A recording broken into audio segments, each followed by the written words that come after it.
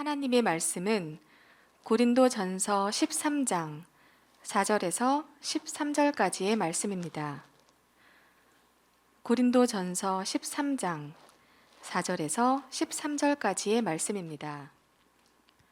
제가 가진 성경책 신약성경 279쪽에 있습니다. 봉독하겠습니다.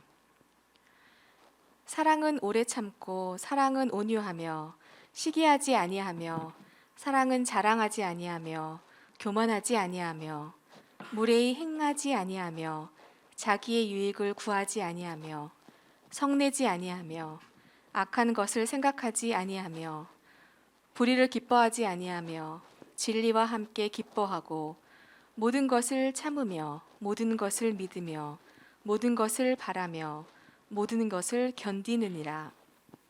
사랑은 언제까지나 떨어지지 아니하되 예언도 패하고 방언도 그치고 지식도 패하리라. 우리는 부분적으로 알고 부분적으로 예언하니 온전한 것이 올 때에는 부분적으로 하던 것이 패하리라. 내가 어렸을 때에는 말하는 것이 어린아이와 같고 깨닫는 것이 어린아이와 같고 생각하는 것이 어린아이와 같다가 장성한 사람이 되어서는 어린아이의 일을 버렸노라.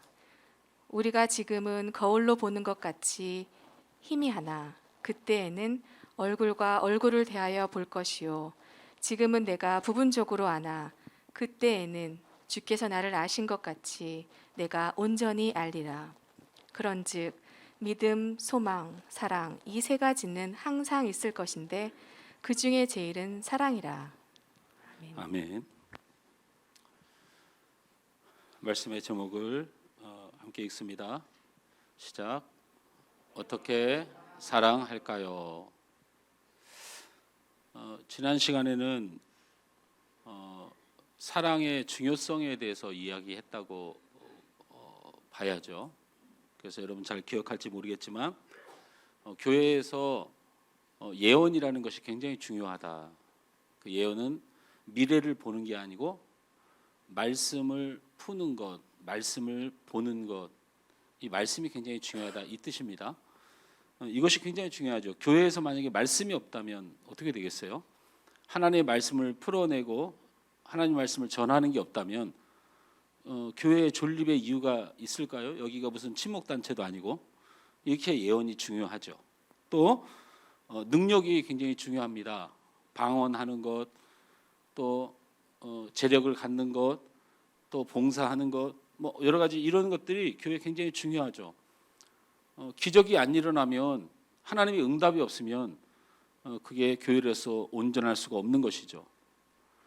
그래서 교회는 응답이 필요하고 기적이 필요하고 능력이 필요합니다. 이것이 없다면 또 교회로서의 존립이 과연 될 수 있을까 이런 고민이 되는 것이죠. 또 우리의 헌신들도 굉장히 중요합니다.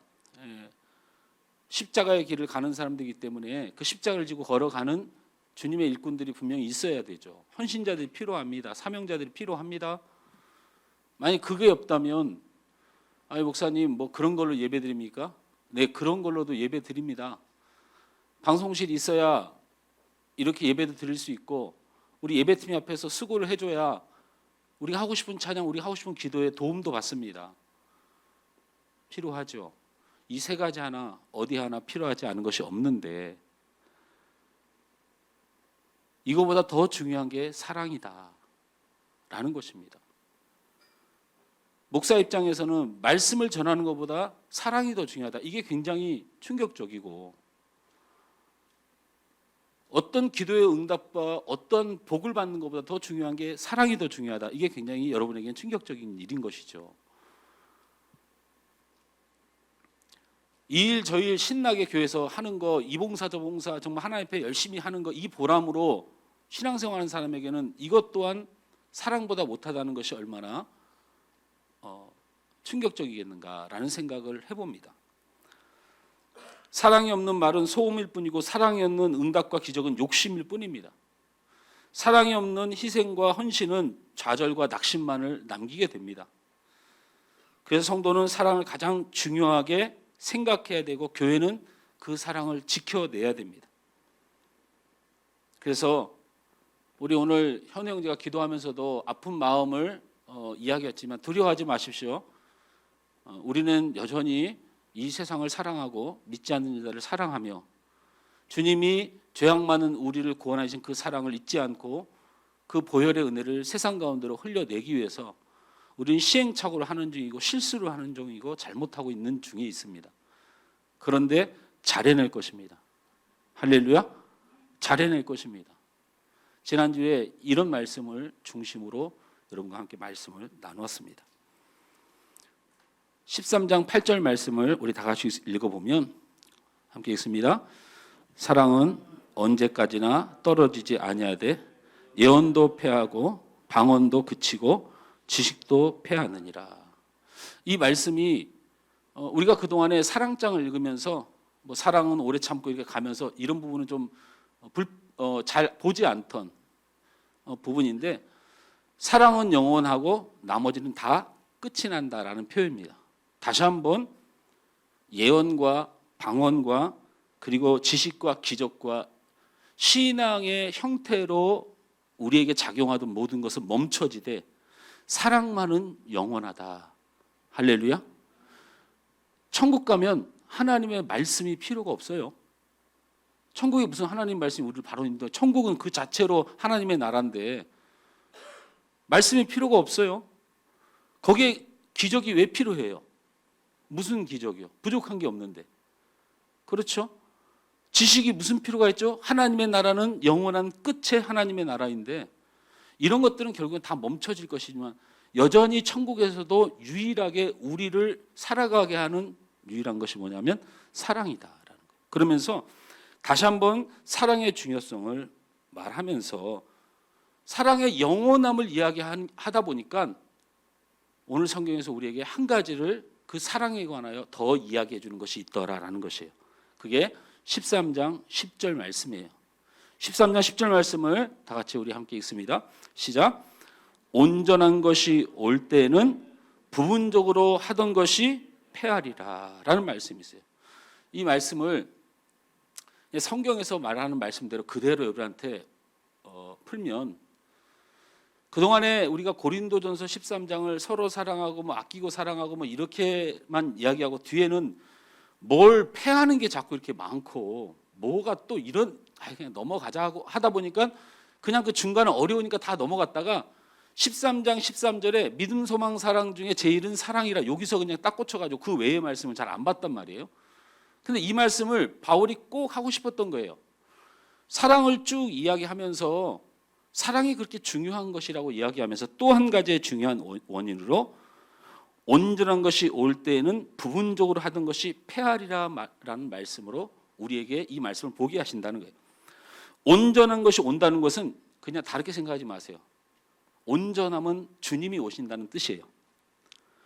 예수 그리스도의 재림의 때, 종말의 때, 심판의 때를 말하는 것입니다. 그때에는 부분적으로 하던 것이 패하리라. 이게 무슨 얘기냐면 오늘 13장 10절 말씀을 해석하면 종말의 때에 예수 그리스도의 재림의 때에 심판의 기준은 부분적인 것이 아니다 이런 뜻이에요. 자, 부분적인 게 뭐라고 그랬어요? 영원하지 않고 부분적인 게 뭐라고 그랬어요? 예언이 부분적인 거예요. 여기선 필요한데 천국에선 필요가 없는 거예요. 능력이, 기적이, 응답이 여기선 필요한데 하나님의 나라에서는 필요가 없는 거예요. 이 부분적인 건 사라질 것인데 예수님이 재림할 때 끝까지 보는 게 한 가지가 있는데 뭐라고요? 사랑이다. 온전한 것이 올 때에는 부분적인 것이 패한다는 것은 주님의 재림의 때 이 땅의 심판의 때에 심판의 기준이 하나가 있는데 말씀을 잘 전했느냐? 응답을 많이 받고 살았느냐? 하물며 봉사하고 희생했느냐? 이런 것도 의미가 없다라는 거예요. 근데 한 가지는 꼭 기준으로 삼아 짚고 넘어가는 게 있는데 바로 사랑했느냐라는 것입니다.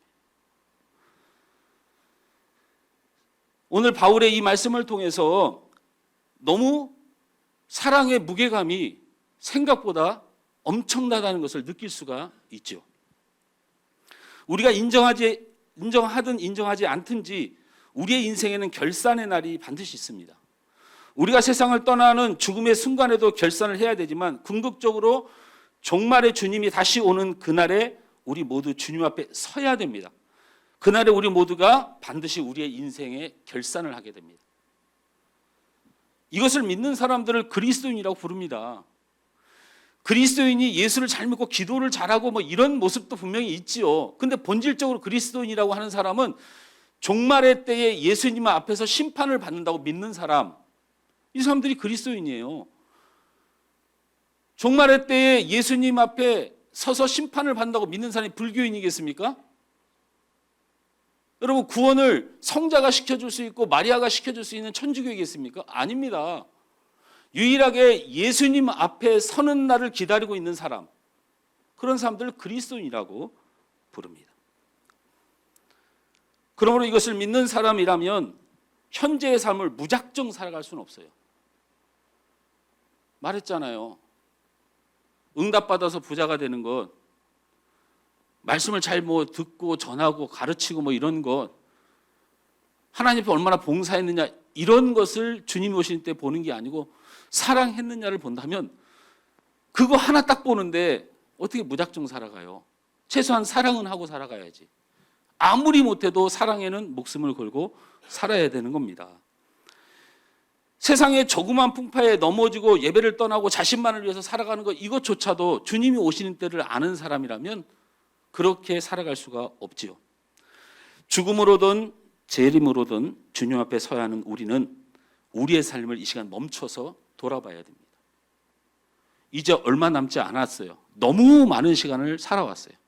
돌아봐서 내가 주님 앞에 드릴 만한 사랑이 있는지를 확인해야 돼요.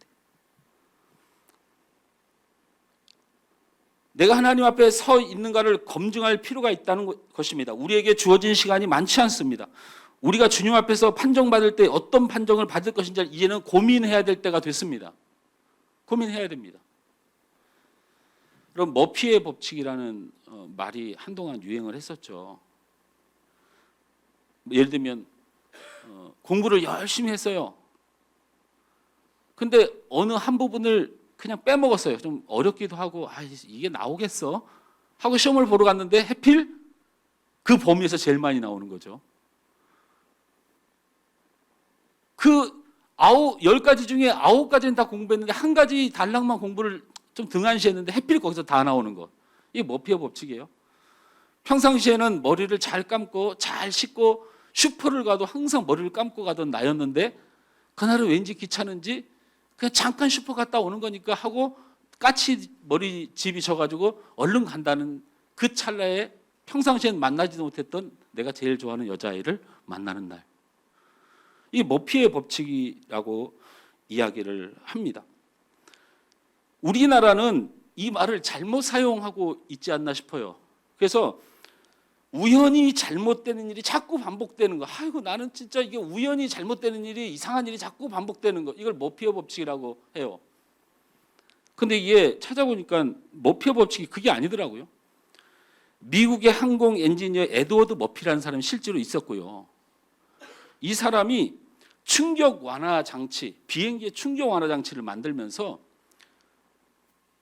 비행기가 착륙을 딱 할 때 이 충격을 완화하는 장치를 만들었는데 99%를 성공시켰어요. 근데 딱 한 경우가 실패하는 경우가 생길 수 있는 불안함이 있었는데 결국에는 그 한 가지의 불안함으로 충격 완화 장치가 박살이 나고 문제가 생겼어요.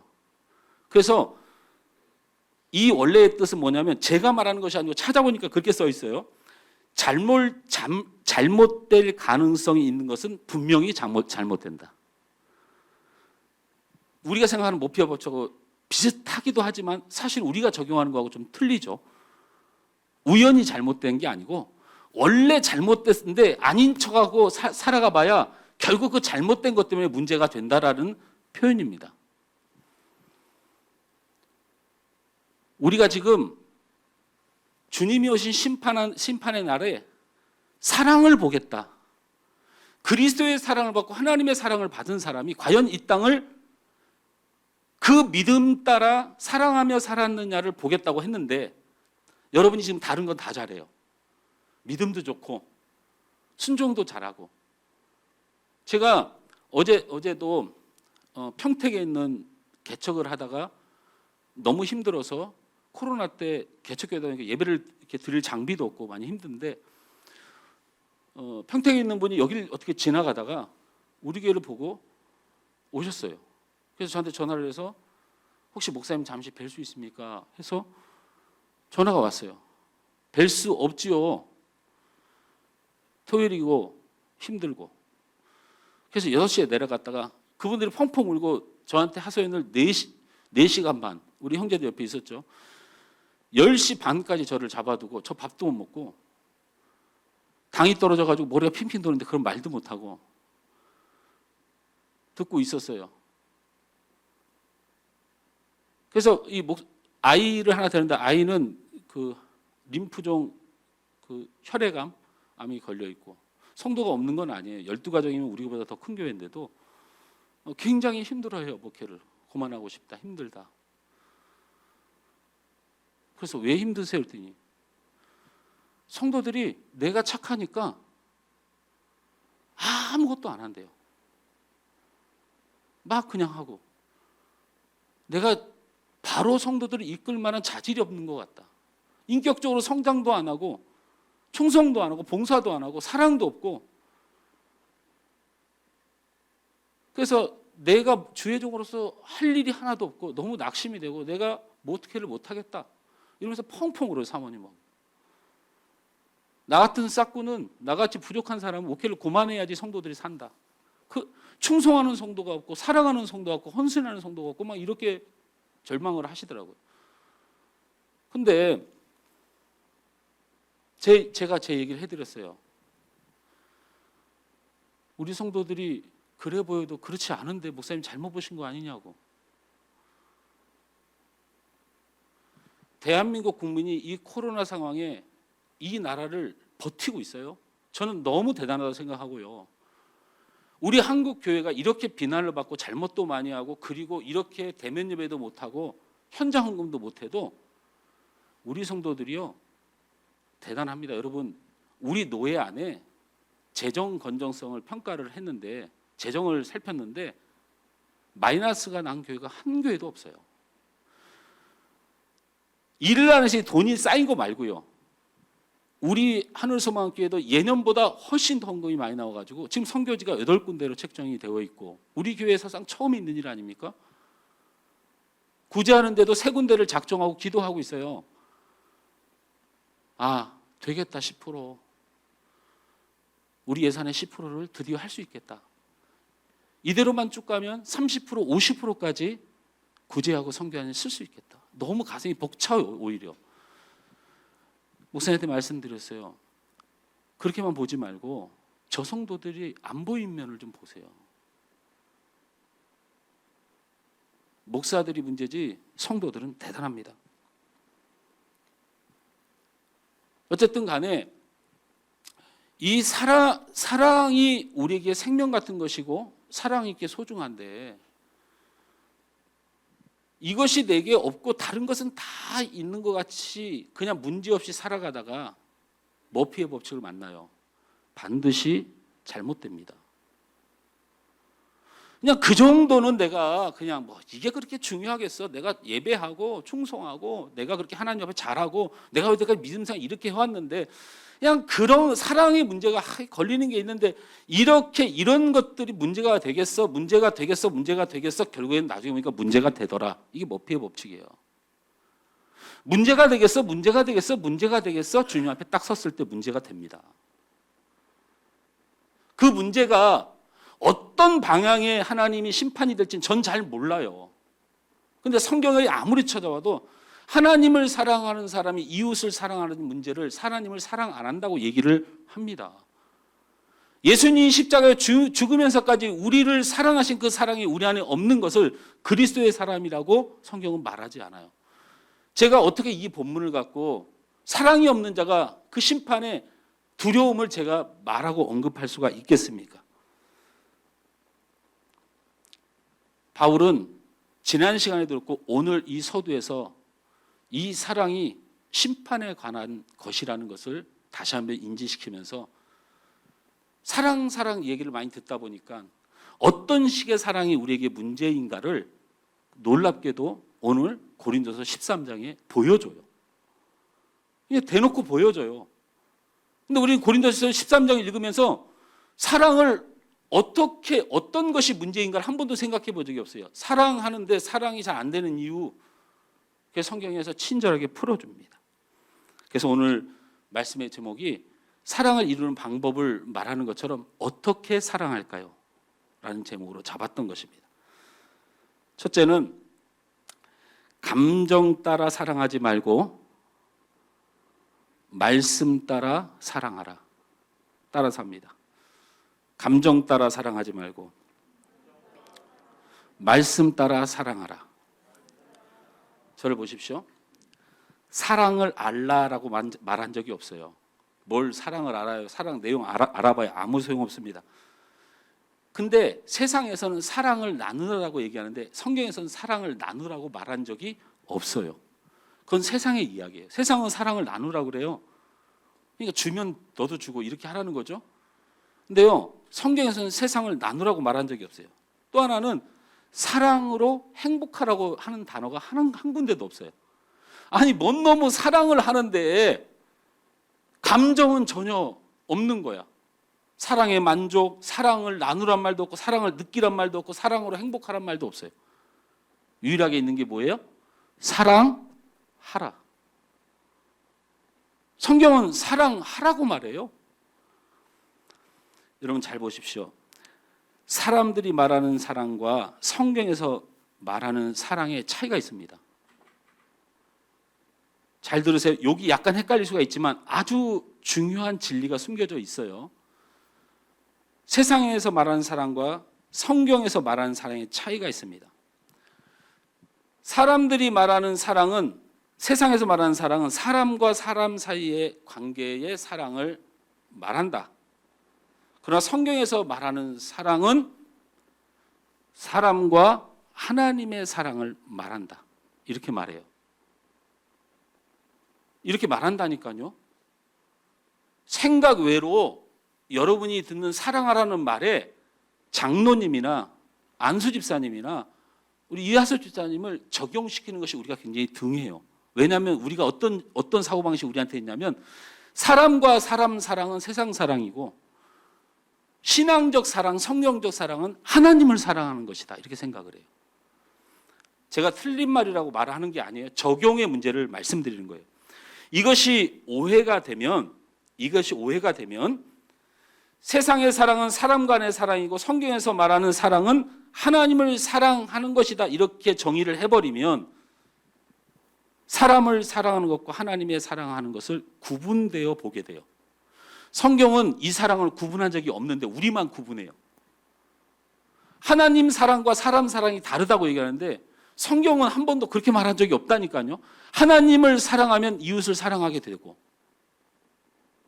끊은 적이 없는데 우리는 끊어서 생각해요. 더 나아가서 하나님을 사랑하는 것에는 다양한 표현들과 접촉점을 잘 알아요. 우리가 하나님을 좋아하고 사랑하다 보니까 우리가 뭘 해야 되는지를 잘 아는 거야. 예배 드릴 때 조금 더 하나님하고 잘해야지. 찬양할 때 하나님 감사해요. 봉사할 때 교회를 사랑하는 것, 연약한 자를 사랑하는 것, 사명자들을 사랑하는 것. 하나님을 사랑하는 사람이 어떻게 행동해야 되는지를 여러분은 너무나도 많이 알고 있어요. 그런데 사람을 사랑하는 일은 굉장히 미숙한 그리스도인이에요. 하나님을 사랑하는 일은 되게 잘하는데 사람을 사랑하는 일이 미숙해져요. 어떤 것 때문에 생긴 거예요? 사람 사랑과 하나님의 사랑을 구분해서 생각하다 보니까 하나님을 사랑하는 데는 굉장히 능력이 있는데 사람을 사랑하는 일이 굉장히 미숙해요. 안 사랑하는 게 아니고 미숙하다고요.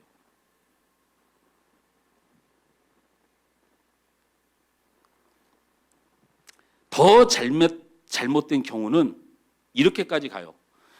사람을 바라봐서는 안 된다. 사람을 사랑해서는 안 되고 하나님만 사랑해야 한다고 가르치는 어처구니 없는 일이 벌어져요. 여러분, 하나님 사랑한다고 다 진리 아니에요. 어처구니 없는 일이 벌어져. 사람 사랑은 신경 쓰지 말고 하나님만 사랑해라.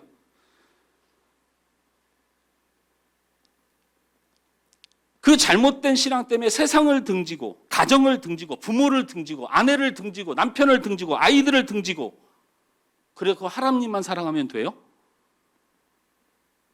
저희 아버님이 옛날부터 설교할 때 이런 말씀을 하셨어요. 남편이 교회를 못 가게 하거든. 남편이 교회를 못 가게 하거든. 토요일 날 저녁 반찬을 최고 고급으로 맛있게 사랑하며 섬겨라. 남편에게 사랑받지 못하는 사람은 주일날 와서 예배드릴 생각도 하지 마라. 이렇게 가르치셨어요. 근데 우리가 잘못 어떻게 배웁니까? 가정이 깨져도 부모 자식 간에 나눠져도 나는 하나님을 사랑하니까 니네는 필요 없어 하고 달려나와요. 제 말을 오해하시면 하나님 안 믿어도 된다는 게 아니에요. 사람을 사랑하고 하나님의 사랑을 구분하게 되면 생기는 일 중에 하나님만 사랑하고 사람 사랑은 신경하지 안 쓰는 이 문제가 결국에는 교회 집단 이기주의고, 그래서 교회에서 세상을 향하여 그런 식으로 행동할 수, 요즘에 그 사태처럼 행동할 수 있는 거예요. 우리는 하나님한테만 잘하면 되니까. 이런 일들을 통해서 이단이 결국엔 생겨나는 거예요. 이단이. 저희 동기 목사님 중에 한 분이 전화가 와서 자기 교회를 오래 다니던 권사님이 저 용인으로인가 어디로 이사를 갔는데 거기 딸네 집에서 모시겠다 해서 갔는데 그 권사님이 돌아가셨다. 돌아가셔서 그 형제들이 그래도 권사님이 오랫동안 다니고 권사로 있었던 교회 목사님 오셔서 기도라도 해줘야 되지 않느냐 해서 장례식을 가려고 기도를 해주러 갔더니 웬 산속에 딸이 그 어머님을 모시고 어떤 교회에서 집단적으로 살고 있는데 그 집단적으로 사는 게 문제가 아니고 어머님이 가지고 있었던 아파트를 통째로 그 딸이 목사님한테 바쳐야 된다 이러고 있더래요. 그 가족들이 교회에 바치고 목사님한테 바치는 걸 반대하는 게 아니고 서로 이야기하고 합의하고 서로 이야기를 해서 해야지. 여태까지 부모님 안 모시다가 돌아가실 직전쯤에 모신다고 데려간 곳이 그렇게 집단으로 모여지는 이상한 교회고, 돈의 문제가 아니고 형제들이 너무 속이 상하니까, 다 형제들이 믿음의 사람들인데 그런 식으로 믿음 생활을 하느냐 하고 재판이 벌어지고 막 싸움이 났어요. 그리고 우리 동기 목사님 전화가 와서 너무 화가 나고 너무 속상하고,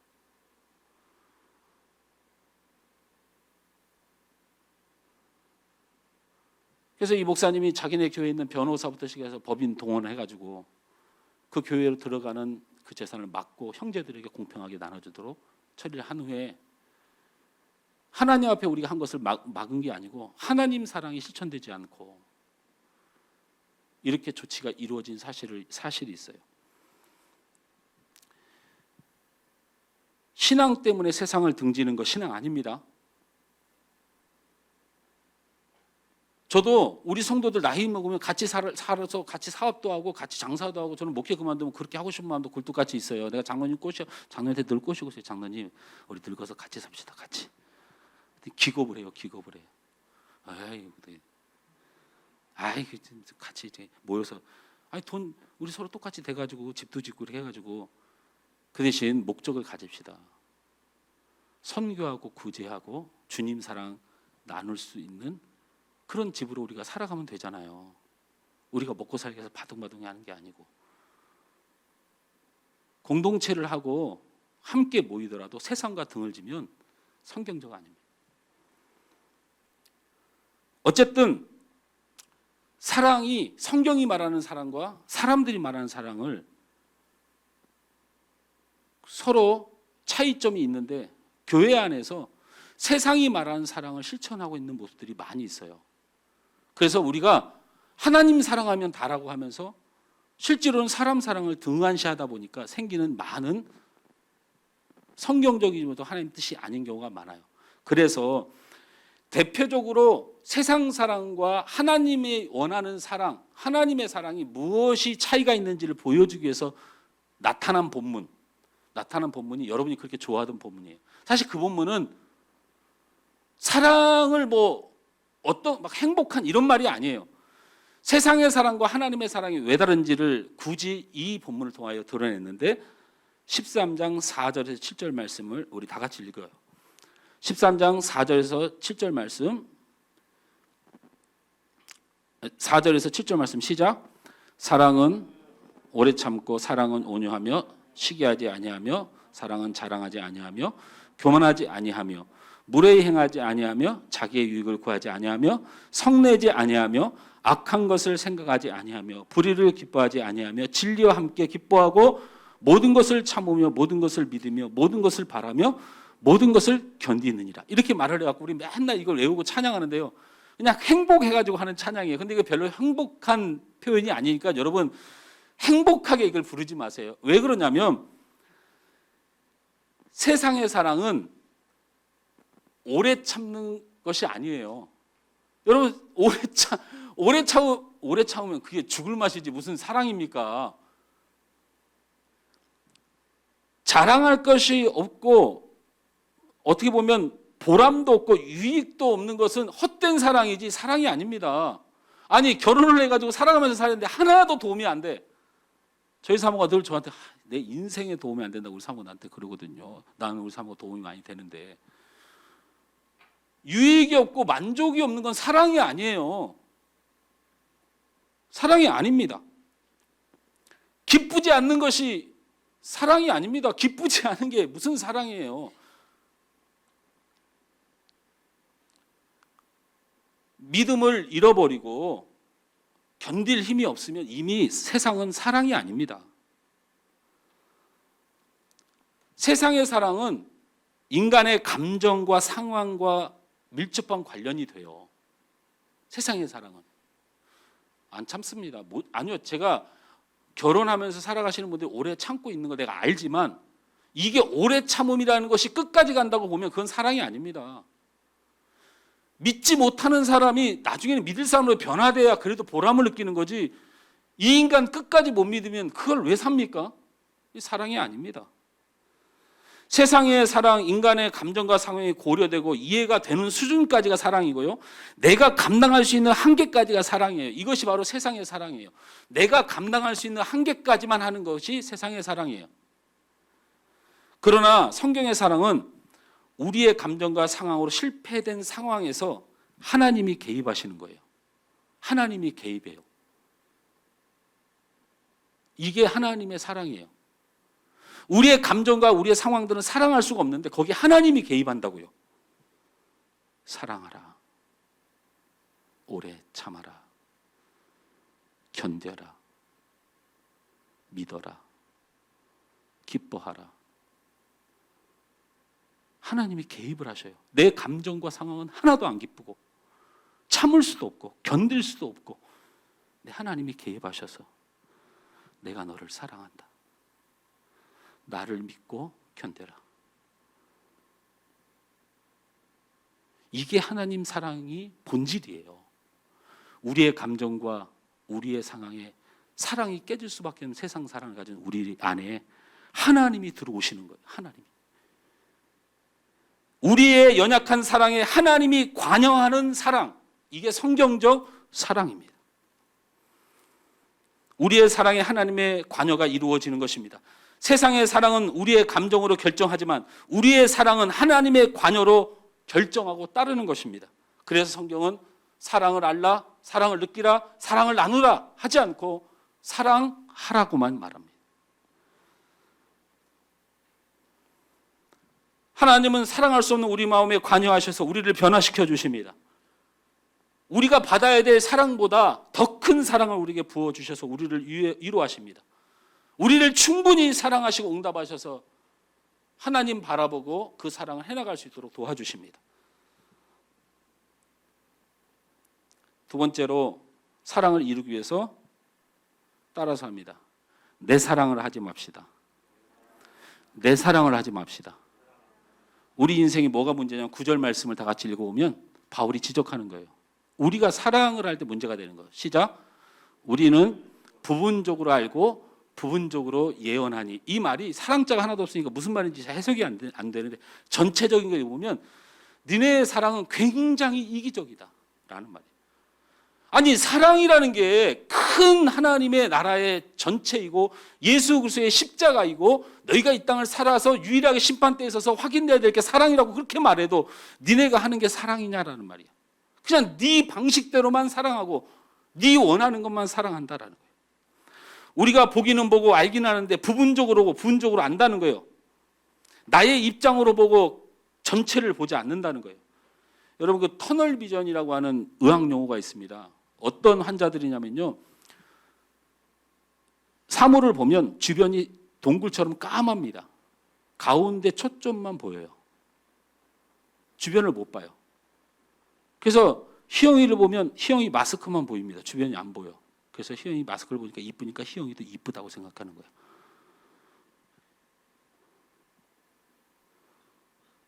장로님의 눈만 보여요. 터널 비전을 가진 환자는 눈만 보여요. 눈을 보니까 장로님이 너무 선하게 생겼어요. 그래서 다른 건 하나도 안 보이면서 그거 하나 보고 저 사람이 다 선한 거 사람처럼 보여요. 심리학에서 이 의학용인 터널 비전을 그대로 가져와서 이렇게 말합니다. 어떤 일에 열중해서 주변 상황을 판단하지 못할 때 어떤 사물과 상황을 외골수적으로 집착해서 굉장히 병적으로 고집이 센 사람을 향해서 터널 비전 환자라고 부릅니다. 보고 싶은 것만 보고 말하고 싶은 것만 말하고 자기 보이는 것만으로 모든 것을 판단하는 사람. 어느 노부부가 결혼 40주년을 맞았습니다. 40주년 맞아 두 분이 기념 삼아 통닭을 먹게 됐습니다. 남편이 날개를 딱 띄워가지고 부인에게 주면서 자네 먹게 하고 줍니다. 아내가 그걸 딱 받아들고 땅바닥에 휙 던지면서 이렇게 말합니다. 내가 사실은 제일 좋아하는 게 닭다리인데 40년 동안을 날개를 주더니 지만 다리 처먹더니 40주년이 되는 오늘까지도 변함이 없이 저렇게 이 늙은이가 나한테 날개를 준다고 화가 나 있습니다. 갑자기 남편이 상을 뒤집어 엎더니 이렇게 말합니다. 내가 이 세상에서 제일 좋아하는 게 날개야.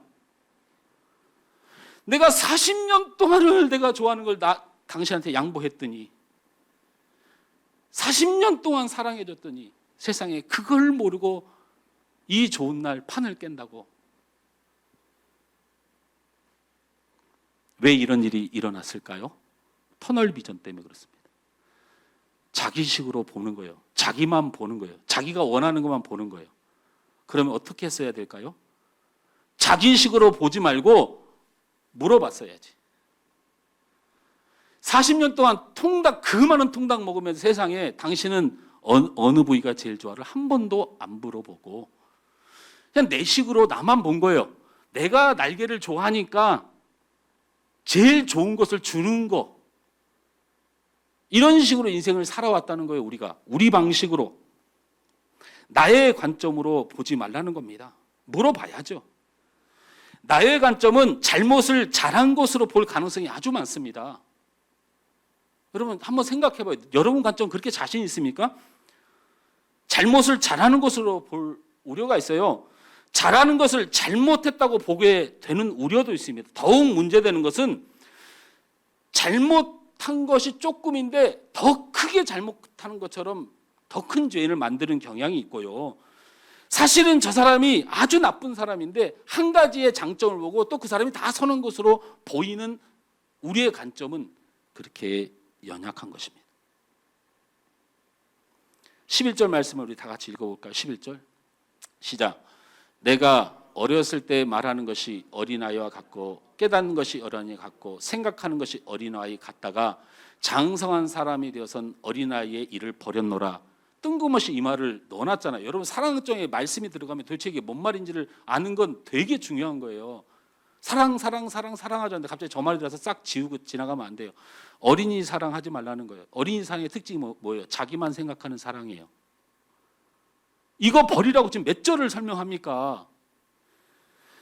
여러분, 어린이는 자기가 좋아하는 것만 좋아하고 사랑하고 싶은 것만 사랑해요. 좋아하는데 사랑하는데도 얼마나 까다로운 조건이 많은지 아이들은, 그리고 사랑을 해놓고는 깊은 사랑이 없이 그냥 금방 잊어버려요. 사랑이 별로 의미가 없습니다. 이것이 어린아이 같은 사랑, 사랑하고 싶은 것만 사랑하고 자기 관점에만 사랑하고, 사랑에 이유가 많고 조건이 많습니다. 누구라도 사랑할 수 있는 것만 사랑해요. 누구라도 사랑할 수 있는 것만 사랑해. 하나님이 우리에게 요구하는 사랑은 그런 사랑 아니라니까요.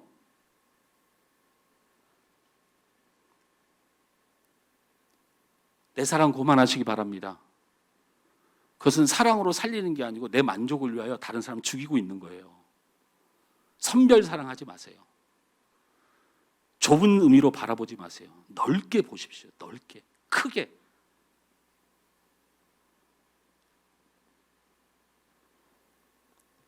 세 번째, 끝으로 따라서 합니다. 우리의 사랑을 하나님이 보고 계십니다. 이 말을 바울이 너무 어렵게 해서 저한테 죄송해요. 제가 천국 가서 바울 만나면 성경 너무 어렵게 쓰셨다고 제가 한마디 할게요. 13절 다 같이 읽습니다. 시작. 12절입니다. 시작. 우리가 지금은 거울로 보는 것 같이 힘이 하나 그때는 얼굴과 얼굴을 대하여 볼 것이요 지금은 내가 부분적으로 아나 그때는 주께서 나를 아시는 것 같이 내가 온전히 알리라 라는 말씀이 있어요. 이 말씀이 되게 어려운 말씀, 쉽게 풀면 이런 말입니다. 하나님이 우리를 보고 계시고 우리는 하나님을 만나게 될 것이다. 그때 하나님이 우리에게 아무 말도 하지 않고 우리를 바라보면서 있을 때 내가 하나님 앞에 부끄럽지 않아야 한다. 하나님 우리를 향해서 계속 원하는 게 뭐냐면 내가 너를 사랑했는데 너도 사랑했느냐를 물으실 거라는 거예요. 그 말을 이렇게 써놓은 거예요. 하나님이 우리를 보고 계십니다. 하나님은 모든 것을 다 주며 사랑하셨습니다. 그 하나님을 우리는 보게 될 것입니다. 지금 교회와 우리들을 통하여 세상이 교회를 욕한다고 하죠. 하나님을 욕하는 중인데 우리의 잘못 때문에 하나님이 욕먹고 있는 중인 이 세상을 하나님이 왜 만들었다고 생각하십니까?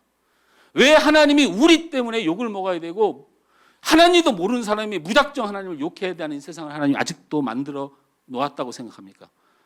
우리를 다 지옥으로 넣을 생각이 없이 우리를 구원하시기로 작정한 사랑 때문에 하나님은 지금 그 욕바가지를 다 먹고 있는 거예요. 그런 하나님의 인내가 심판의 날에 여러분을 바라보면서 내가 모든 것을 다하여 너를 사랑했는데 너도 사랑했느냐고 묻고 계십니다. 우리 주님이 나를 아신다고 성경은 말했습니다. 예수님이 십자가에서 피를 흘리면서까지 내가 너희를 사랑한다고 말했는데 그 주님의 십자가의 보혈을 대하며 우리에게 묻고 있는 거예요. 너희도 그 십자가 진 그 사랑을 하고 왔느냐고 묻는 것입니다. 사랑은 나와 저 사람의 관계가 아닙니다. 그래서 말을 바라봐야 돼요. 하나님 사랑하는 사람은 이웃을 반드시 사랑해야 되는 것입니다. 사랑이 나와 저 사람의 관계가 아니에요. 하나님 사랑, 그 십자가의 사랑을 아는 사람은 하나님의 사랑과 관계가 바로 되어 있고 구원과 관계가 바로 되는 사람은 사랑하지 못하면 죽습니다. 세상의 사랑은 보기 싫으면 안 보면 돼요. 사랑하지 못하는 거 고통받을 이유가 뭐가 있습니까? 때려치면 되죠. 예수 믿는 사람은 사랑하지 못하면 죽어나요. 아주 그냥 신음신음 합니다. 한번 해보십시오. 여러분 제가 요즘 행복해 보이지 않습니까? 그건 제가 여러분을 사랑해서 그래요. 말씀을 맺습니다. 아오지 언니라는 탈북자가 있더라고요. 한국에서 살다가 지금 호주에서 살고 있더라고요. 그가 힘든 북한 생활, 외로운 한국 생활, 낯선 호주의 삶을 이겨내고 정말 잘 살더라고요. 부자로도 살고 잘 살고 열심히 살아요. 근데 이 친구가 북한의 그 어려운 상황을 이겨내고 나만의 외로움을 이겨내고 외국에 나가서 사는 삶까지 이겨내면서 얼굴에 행복이 가득한 그 원인을 뭐라고 얘기하냐면 살고 있는 것이 아오지 탄강이었는데 먹을 게 너무 없어서 사람들이 많이 죽어갔대요. 근데 유치원 때 자기 언니가 유치원생이면 7살, 6살 이러지 않습니까? 자기가 4살 때 요때 언니가 유치원에 가면 밥을 많이 안 주는데 밥을 딱 한 숟갈 준대요. 그 한 숟갈을 언니가 입에다가 딱 다물고 있다가 그걸 안 삼키고 집에 와서 자기 두 동생한테 입에서 뱉어서 늘 나눠주었대요. 자기는 그걸 잊을 수가 없대. 안 잊혀진대.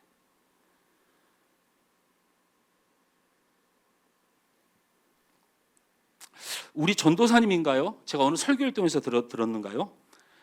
그 박유한 전도사님이 쓴 그 하나님은 3등입니다라는 책이 있어요. 그 내용을 그냥 간략하게 줄이면 나에게 하나님은 늘 3등입니다. 1등은 하고 싶은 일, 2등은 해야 하는 일, 3등은 하나님의 일. 어려움이 생겨도 하나님 늘 3등입니다.